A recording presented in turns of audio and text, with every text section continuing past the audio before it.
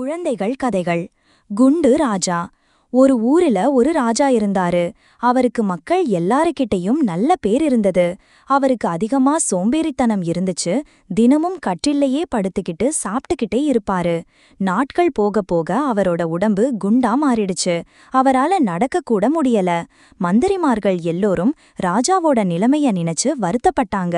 வெவ்வேறு நாட்டிலிருந்து மருத்துவர்களை கூட்டிட்டு வந்து வைத்தியம் பார்த்தாங்க. ஒன்னும் நடக்கல. அப்பத்தான் ஒரு சாமியார பத்தி கேள்விப்பட்டு அவருக்கிட்ட போய் நடந்தத சொன்னாங்க. நான் தங்கியிருக்கிற இடம் புனிதமான இடம். இந்த இடத்துல ராஜாவோட ஜாதகம் உச்சத்துல இருக்கும்போது இங்க நடந்து வந்து கால் பதிச்சா நல்லாகிடுவாருன்னு சொன்னாங்க. இத கேட்ட மந்திரிகள் ராஜா கிட்ட போய் சொன்னாங்க. நாம என்னைக்கு அங்க போகணும்னு கேட்டாரு ராஜா. இன்னைக்கு சாயந்தரம் 5 மணிக்கு உங்க ஜாதகத்துல நல்ல நேரம். அப்ப நாம நடந்து போகணும்னு சொன்னாங்க. உடல் எடை அதிகமா இருந்தாலும் மெதுவா நடந்து அங்க போனாரு.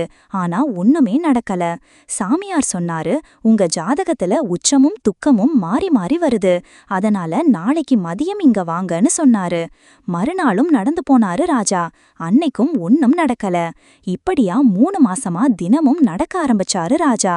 ஆனா இயற்கையாவே ராஜாவோட உடல் இழைக்க ஆரம்பிச்சது. மந்திரம் கிந்தரம்னு எதுவும் இல்ல.